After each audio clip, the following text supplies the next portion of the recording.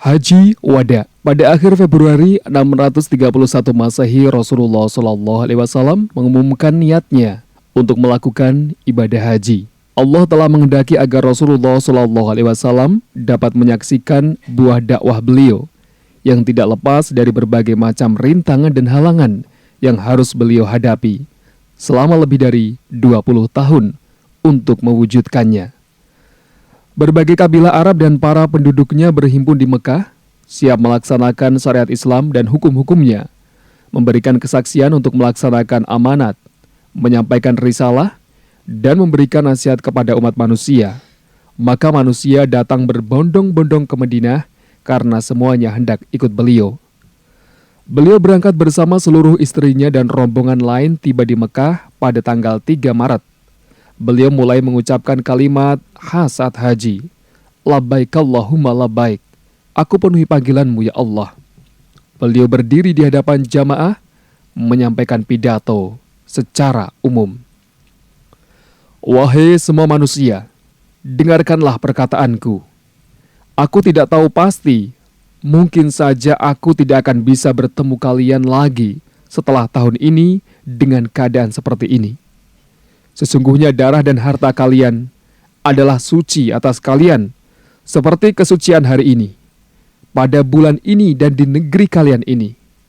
Ketahuilah, segala sesuatu dari urusan jahiliyah sudah tidak berlaku di bawah telapak kakiku. Darah jahiliyah tidak berlaku dan darah pertama dari darah kita yang kuhapuskan adalah darah Ibnu Rabi'ah bin Al-Haris.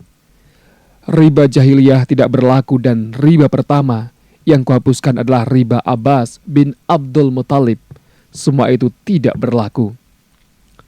Bertakwalah kepada Allah dan masalah wanita, karena kalian mengambil mereka dengan amanah Allah, dan kalian menghalalkan kemaluan mereka dengan kalimat Allah. Kalian mendapatkan hak atas mereka, bahwa mereka tidak boleh mendatangkan seorang pun yang kalian benci ke tempat tidur kalian. Jika mereka melakukan hal ini, pukullah mereka dengan pukulan yang tidak menyakitkan. Mereka mendapatkan hak atas kalian rezeki dan pakaian mereka dengan cara yang ma'ruf. Aku telah meninggalkan di tengah kalian sesuatu yang sekali-kali kalian tidak akan tersesat sesudahnya, selama kalian berpegang teguh kepadanya, yaitu kitab Allah. Wahai manusia, sesungguhnya tidak ada nabi lagi sesudahku dan tidak ada umat lagi sesudah kalian. Ketahuilah, sembahlah Rabb kalian, dirikanlah salat 5 waktu kalian, laksanakanlah puasa Ramadan, bayarkanlah zakat harta kalian dengan sukarela, tunaikanlah haji di rumah Rabb kalian, dan taatilah ulil amri kalian. Niscaya kalian masuk surga Rabb kalian. Tentunya kalian bertanya-tanya tentang diriku, lalu apa yang kalian katakan? Mereka menjawab, kami bersaksi bahwa engkau telah menyampaikan, melaksanakan kewajiban dan memberi nasihat. Lalu beliau bersabda sambil mengacungkan jari telunjuknya ke langit dan mengarahkannya kepada orang-orang. Ya Allah, persaksikanlah. Beliau mengucapkannya 3 kali. Setelah pidato itu Bilal melantunkan azan dan disusul iqamah. Kemudian Rasulullah SAW mendirikan sholat zuhur bersama orang-orang. Setelah Bilal melantunkan iqamah lagi, beliau melanjutkan dengan sholat asar dan tidak ada sholat antara keduanya. Kemudian beliau menunggang Al-Qaswa hingga tiba di tempat wukuf.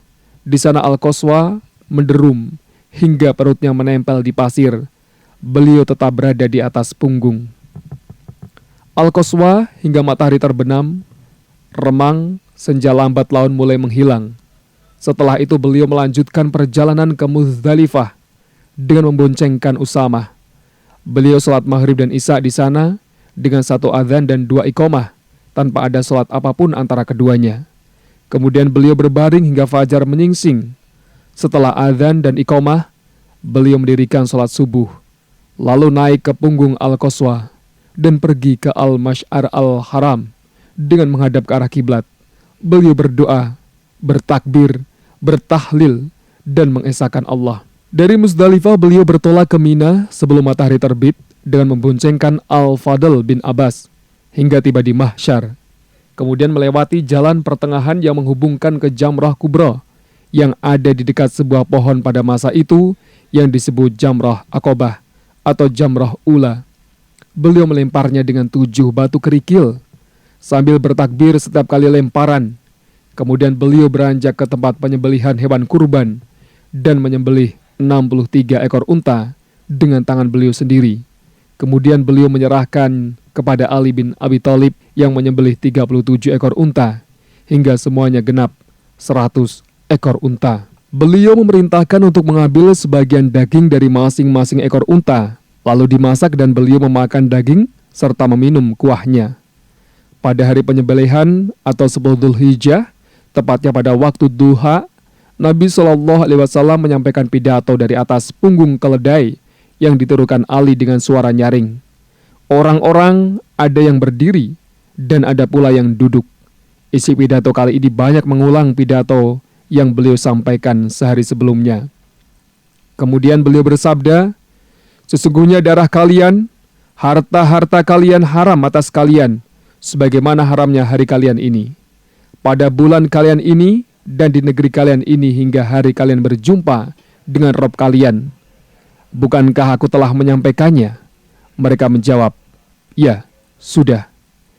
Kemudian beliau melanjutkan, "Ya Allah, saksikanlah, dan janganlah kalian kembali menjadi kafir sepeninggalku. Kalian saling memukul tengkuk kalian satu sama lain, saling membunuh. Maka hendaklah yang hadir menyampaikannya kepada orang yang tidak hadir, karena banyak orang yang disampaikan dapat lebih mengerti daripada orang yang mendengar."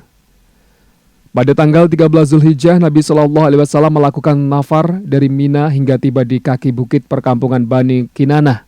Beliau berada di sana menghabiskan sisa hari itu dan malam harinya. Jadi beliau salat zuhur, asar, maghrib dan isya di sana. Lalu tidur barang sejenak, kemudian beliau kembali ke Ka'bah dan melakukan tawaf wada.